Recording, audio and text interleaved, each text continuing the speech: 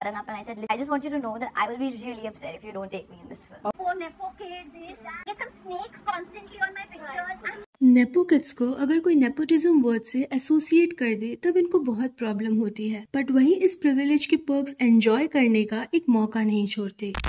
Hey guys, let's talk about Alia Bhatt backing Filmfare again and problematic things around her. तो हुआ क्या ना, 11 अक्टूबर की नाइट को 78th Filmfare Awards वो hosted and उसमें बेस्ट एक्ट्रेस पॉपुलर की कैटेगरी में काफी डिजर्विंग एक्ट्रेसेस नॉमिनेटेड थे, like Kareena and Tabu for Crew, Shraddha for Stree 2, Yami Gautam for Article 370, Kriti Sanon for Teri Baaton Mein Aisa Uljha Jiya and Alia for Jigra. But Alia won the award for Jigra. उसके बाद से ही सोशल मीडिया पर डिबेट शुरू हो गई। लोगों का कहना है आलिया ने अवार्ड बाय करा है ना कि जीता है, बिकॉज दूसरे नॉमिनेशंस काफी स्ट्रॉन्ग थे, specially Yami Gautam and Kriti Sanon. But सबको साइड करके आलिया को प्रेफरेंस देना, वो भी पॉपुलर की कैटेगरी में, is not digestible. Hence Alia ने फिर से अवार्ड परचेज करा है to satisfy herself and be relevant. फिर से मींस लास्ट ईयर भी आलिया को बेस्ट एक्ट्रेस फीमेल का अवार्ड मिला था in Filmfare for Rocky Rani Ki Prem कहानी। तब भी नेटिजन्स को ये डिसीजन फेयर नहीं लगा था, आज सब लोग रानी मुखर्जी के लिए होट कर रहे थे। और जब आलिया ने पोस्ट करा था with her award on Instagram, comments में लोग उसको ओपनली कॉल आउट कर रहे थे। एंड दिस ईयर वो अवार्ड लेने गई भी नहीं थी। आलिया के बिहाफ पर करण जौहर ने अवार्ड रिसीव करा, बट जब कल आलिया ने अपने अवार्ड की पिक पोस्ट करी, people started trolling and criticising her and even Karan Johar, saying कि ये लोगों ने अवार्ड खरीदा है एंड दिस टाइम बिना किसी शर्म के। एज लास्ट टाइम जब इनको पॉइंट आउट करा गया था, उसके बाद ओपनली अवार्ड को जीतना, वो भी एक ऐसी मूवी के लिए जो बॉक्स ऑफिस पर फ्लॉप हो चुकी है। जिगरा का बजट था 80 करोड़, बट सिर्फ 55 करोड़ ही रिकवर हो पाए थे, जबकि यामी गौतम की मूवी आर्टिकल 370 ने बॉक्स ऑफिस पर काफी अच्छा करा। इवन एक्टिंग भी अच्छी थी। इवन उस टाइम पर जिगरा मूवी के अराउंड कंट्रोवर्सी भी हुई थी। T series owner Bhushan Kumar की वाइफ दिव्या खोसला कुमार ने करण जौहर एंड आलिया भट्ट पर ओपनली एलिगेशंस लगाए थे दैट कॉर्पोरेट बुकिंग्स करवाकर फेक कलेक्शंस दिखाए जा रहे हैं। इस पे करण जौहर एंड दिव्या के बीच इंस्टा स्टोरी पर क्रिप्टिक पोस्ट विया फाइट हुई थी। Divya wrote in her story, went to city mall PVR for Jigra show, theatre was totally empty, all theatres going empty everywhere. Alia Bhatt में सच में बहुत जिगरा है, खुद ही टिकट्स खरीदे और फेक कलेक्शन अनाउंस कर दिए। Wonder why paid media is silent, we should not fool the audience, truth over lies. जिस पर करण जौहर ने रिप्लाई करा, silence is best speech you will ever give to fools. And then Divya ने reply करा, when you are shamelessly accustomed to steal what rightfully belongs to others, you always seek shelter in silence, you will have no voice, no spine. And she also wrote, truth will always offend fools opposed to it. And now जब आलिया ने कल post करा Insta पर, लोग piss off होकर उनको comments में directly ही बोलने लग गए, अरे तुम डिजर्विंग नहीं हो, वो भी इस मूवी के लिए, why stealing opportunities from others। कितने अवार्ड्स खरीदेगी यार,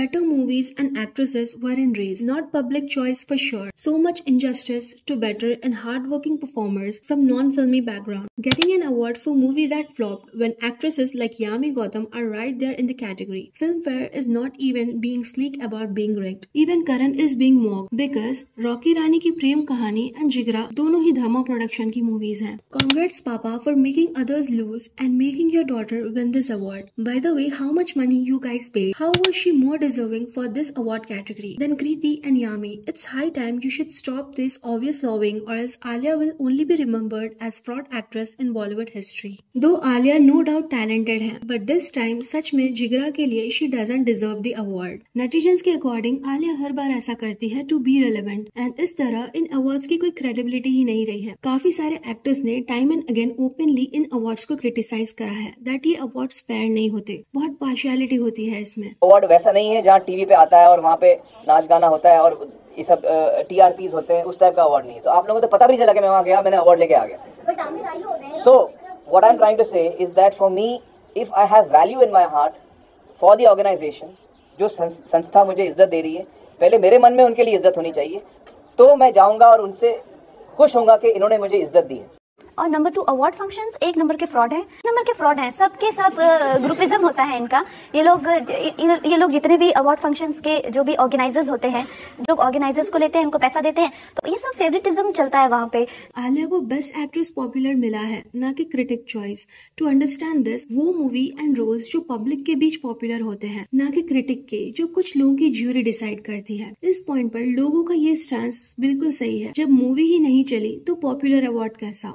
फिल्मफेयर अवार्ड्स 1955 में स्टार्ट हुए थे तब इसमें इतने सारे कैटेगरीज नहीं होते थे एंड इसकी इम्पोर्टेंस भी बहुत होती थी, बट नाउ टाइम के साथ इसकी क्रेडिबिलिटी काफी कम हो गई है ऐसी ही चीजों की वजह से। इवन आलिया पर दूसरी एक्ट्रेसेस को रिप्लेस कर उनके रोल स्टील करने के एलिगेशंस भी लगे थे। एक इंटरव्यू में उसने बोला भी था किस तरह वो डायरेक्टर्स को अप्रोच करती इफ वो मूवी का पार्ट बनना चाहती। एक इंटरव्यू में शी सेड कलंक मूवी के लिए उन्होंने डायरेक्टर को सामने से कॉल करके बोला था वो मूवी का पार्ट बनना चाहती है। For Kalank, I made a call to a director.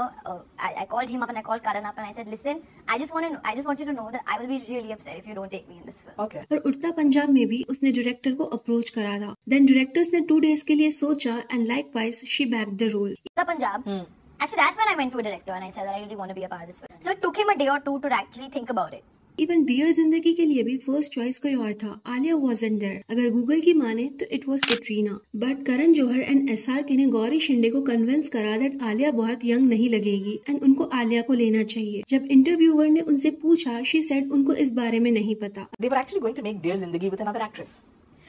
And it was Shah Rukh and Karan who really pushed Gauri Shinde just to convince her that she wouldn't look too young for the role. That I don't know about. अगर करण कोई चीज करे और वो आलिया को पता ना हो, ऐसा कैसे हो सकता है? चलो मान भी लें ऐसा है, तब भी करण ने एक बार ओपनली बोला था दैट हाईवे मूवी के लिए उन्होंने इम्तियाज अली जो कि मूवी के डायरेक्टर हैं उनको कन्विंस करा था to cast Alia in movie. अगर ये भी नहीं तो इसी मूवी जिगरा का एग्जाम्पल ले लेते हैं जिसके लिए आलिया को अवार्ड मिला है। डायरेक्टर वासन बाला ने कहा था उन्होंने करण को सिर्फ ड्राफ्ट भेजा था स्टोरी का just to take his opinion, but 7 से 8 घंटे बाद करण कॉल करके बोलते हैं उन्होंने स्क्रिप्ट आलिया को भेजी है, जिस पर वासन बाला वॉज एब्सेंट। ना उनसे पूछा गया ना कुछ, टू विच करण सेट यहाँ ऐसे ही चलता है। Written one very कच्चा पक्का email with a very stream of consciousness thought, sent it to Karan, and like I think 6-7 hours later he called saying I already sent it to Alia and I was really not happy with it. So Karan said, so that email was sent. I was like, why did you do this? He's like, no, this is how it works. Imagine no audition like before और इस तरह movies मिल जाना। Director के पास choice भी नहीं होती अपनी story के लिए खुद से चूज कर सके। एक्टर्स फिल्म कंट्रोल करते हैं ना कि डायरेक्टर्स। संजय लीला बंसाली ने भी कहा था कि एक मूवी में उन्होंने आलिया को लिया था, बट फॉर सम रीजंस वो मूवी शेल्व हो जाती है। तब भी आलिया ने बहुत रोया था और को कमरे में लॉक कर लिया था, जिसका इम्पैक्ट संजय लीला पर इमोशनली इतना पड़ा दैट उन्होंने गंगूबाई मूवी आलिया को दी। यहाँ भी emotional tactics. Then it suddenly got shelved. She broke down, she cracked up, cried, raved, ranted, locked herself in the room. Then I called her after 1 week and I said, "You're playing Gangubai." और पता नहीं ऐसी कितनी और movies होंगी जिनके बारे में बात सामने नहीं आई है। This shows it all. Past में भी Alia many times insecure behave करती नजर आई है, specially around Katrina and Deepika. Maybe because they are Ranbir Kapoor's ex. Friend बनकर शेड थ्रो करना या अपॉर्चुनिटी स्टील करना, एवरी टाइम वो कोशिश करती हुई दिखती है to be superior to them. Like ये PR आर्टिकल्स जहाँ आलिया को प्रेज तो कर रहे हैं but comparing and beating Katrina and Deepika. Over the years in सारे आर्टिकल्स में ये दोनों नाम आपको कांस्टेंट लगेंगे, showing that how much Alia is trying hard to be superior to them. And most recently Alia को इस बात पर भी कॉल आउट करा गया था दैट वो दीपिका से ऑब्सेस्ड है, कॉन्स्टेंटली उनके ब्रांड स्टील कर रही है। एज लीवाइस ब्रांड की एम्बेसडर दीपिका थी, वो सिर्फ ब्रांड का फेस नहीं थी, ब्रांड का इंटीग्रल पार्ट भी थी। बट रिसेंटली लीवाइस ने दीपिका को हटाकर आलिया को अपना ग्लोबल फेस अनाउंस करा, जिसके अराउंड भी बहुत ज्यादा कंट्रोवर्सी हुई। First Sanjay Leela Bhansali and now Levi's. अगर आपको याद हो कॉफी विद करण में आलिया ने एक बार खुद कहा था दैट संजय लीला भंसाली ने दीपिका को 3 मूवीज दी हैं और आलिया को 4 प्रॉमिस करी हैं। Very recently Milan fashion week के टाइम भी Alia got trolled because of a bad look. लोगों का कहना था she tried to look like Deepika, और वो लुक था भी उस तरह जो दीपिका ने पहले कैरी करा है, but Alia ended up being mocked and trolled, और सच में वो लुक उन पर सूट नहीं कर रहा था। And not only this, make my trip की एक एड में आलिया का सिमिलर स्टाइल एंड कपड़ों में ऐसा पोज था जिसका फर्स्ट लुक देखकर आपको यही लगेगा कि वो दीपिका है, और ये ऑब्सेशन अब लोगों को नजर आ रहा है। और अब रूमर आ रहे हैं कि दीपिका की जगह आलिया को कल्कि में लिया गया है। डोंट नो ये कितना सही है, बट अगर ये सही है